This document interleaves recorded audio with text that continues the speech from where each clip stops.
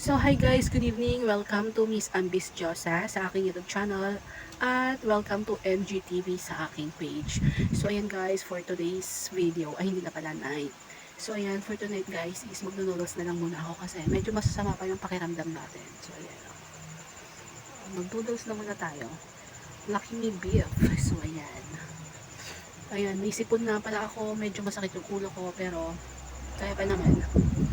Ayan yung ilong natin, my god, yung ilong ko pala. So ayan, samahan nyo ako kumain guys. So ayan guys, habang kumakain nga pala ako ng instant noodles na Lucky Me Beef. So ayan, kapag may sakit pala tayo or kapag may sipon pala tayo is nag-iiba yung ating panlasa. So ayan, syempre kailangan natin kumain para medyo lumakas tayo. So ayan, this night sana guys, nako, ito yung